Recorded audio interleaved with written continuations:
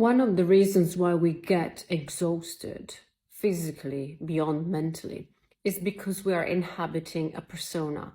When we don't live in our authentic self and we haven't done the journey of discovering who we are, what we want, what our values are, we hold on to an identity, to a persona, to ego that is not a reflection of our true self. That means that we're living in function of having validation outside of ourselves, a validation we seek in partners, in our children, our boss, in our friends, even in strangers on social media. That inauthentic life existence leads to a misalignment, which causes fatigue, it causes exhaustion. We are awakening now to a need to be truthful.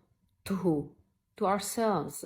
Living authentically means accepting, well, first discovering who we are, accepting it, embracing it, and letting go of any need to have anyone else outside of ourselves to approve of us.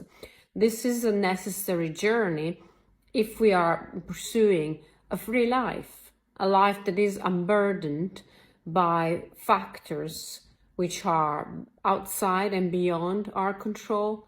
This is an authentic life in which we are not attached to having to live pleasing, accommodating, pretending, hiding, convincing.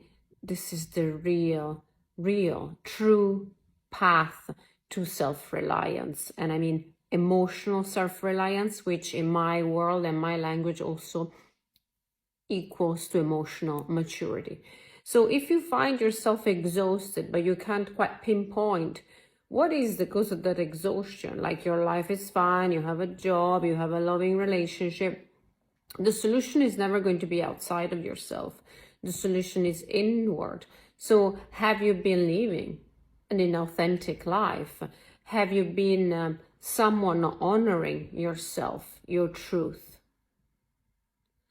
At some point or another, we are all called upon this task to shedding and letting go of the persona, of the part, the role that we have been inhabiting for a long time or a shorter time. For some, it's a very long time.